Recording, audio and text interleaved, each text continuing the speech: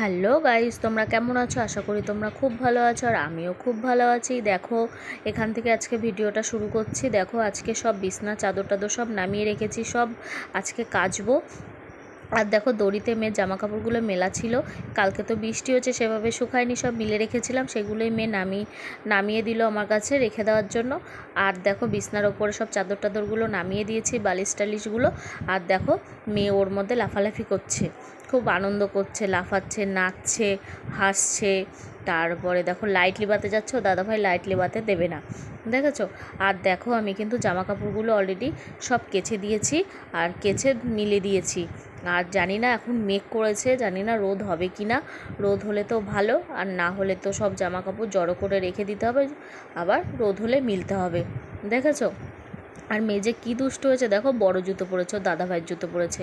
আর দেখো, আমাদের একটা টাইম ফুল গাছ লাগিয়েছিল আমার শাশুড়ি মা অনেকগুলো, ওর মধ্যে থেকে এই কটা গাছে ফুল হয়েছে, দেখো কি সুন্দর লাগছে ফুলগুলো দেখতে। আর দেখো, আমি স্নান করে কিন্তু ঘরে চলে এসেছি। ঘরে এসে মেয়েকেও আমি তার আগে, আমার স্নান করার আগে মেয়েকে স্নান করিয়ে দিয়েছি, মেয়েকে খাইয়ে এখনও দাদাভাইয়ের সাথে ঘরে খেলা করছে। আমি এখন স্নান করে এসেছি, একটু ফ্রেশ হয়ে আমি তারপরে মেয়েকে ঘুম পাড়াবো। দেখো, সিঁদুর পরে দিচ্ছি, সিঁদুর পরে নিয়ে তারপরে মেয়েকে ঘুম পাড়াবো। দেখতে থাকো, কন্টিনিউ ভিডিওটা, স্কিপ করবে না। তারপরে দেখো, আমি টিপটা পরতে গেছি, টিপটা না আঠার সাথে লেগে গেছে, তারপর টিপটা ঠিক করে তারপরে পরলাম। দেখো, এসে তারপরে বিছনা চাদর টাদরগুলো সব বিছিয়ে নিচ্ছি, মেয়েকে তো ঘুম পাড়াবো। আর সব বিছনা চাদর টাদরগুলো সব ধুয়েছি, নতুন একটা চাদর বের করেছি, সেই চাদরটা বিছিয়ে নিচ্ছি। বিছিয়ে নিয়ে বালিশের কভার টভারগুলো সব ভরে তারপরে মেয়েকে ঘুম পাড়াবো। দেখতে থাকো। এ দেখো, বালিশের কভারটা আমি ভরে নিচ্ছি। আর মেয়ের বালিশের কভারগুলো এখনও মানে শুকায়নি, সেইভাবে তো রোদ হচ্ছে না, সেই জন্য একটু লেট হচ্ছে শুকাতে। আর একটু মেঘটা কেটেছে, একটু রোদ হয়েছে, তাহলে আমার জামা কাপড়গুলো একটু শুকিয়ে যাবে।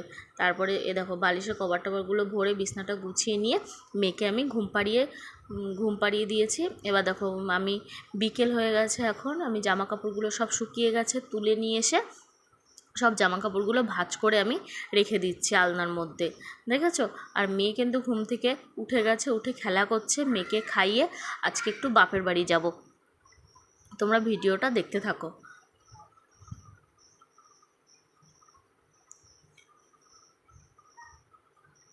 আর কালকে তো লোকনাথ বাবার উৎসব, তোমাদের ওখানে কি লোকনাথ বাবার উৎসব হয় কি না আমাকে কমেন্ট করে জানিও। আমাদের এখানে ছোট্ট করে হয় একটা বাড়িতে।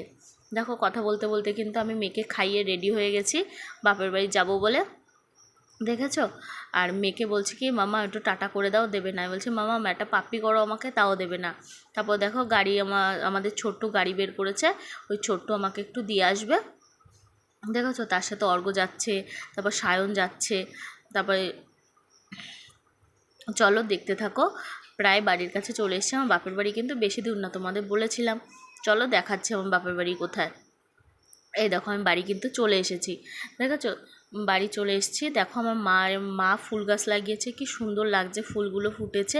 এগুলো কিন্তু সন্ধ্যা মালতী ফুল গাছ বলে। আর তোমাদের ওখানে কি ফুল গাছ বলে অবশ্যই আমাকে কমেন্ট করে কিন্তু জানিও। এগুলো সন্ধ্যার দিকে ফোটে, আর সকালবেলা এই ফুল তাজা থাকে, তারপরে কিন্তু যে রোদ ওঠে সেই ফুলগুলো শুকিয়ে যায়। দেখো, আমাদের পেয়ারা গাছ আছে, পেয়ারা গাছে কি সুন্দর পেয়ারা হয়েছে, দেখেছো? এই পেয়ারা কিন্তু আষাঢ় শ্রাবণ মাসে পেয়ারাগুলো পাকে, আর এত সুন্দর লাগে খেতে, আর এত মিষ্টি পেয়ারাগুলো কি বলবো। দেখো, আমি কিন্তু বাড়ি চলে এসেছি, কিছুক্ষণ বাপের বাড়ি থেকে আমি বাড়ি চলে এসেছি।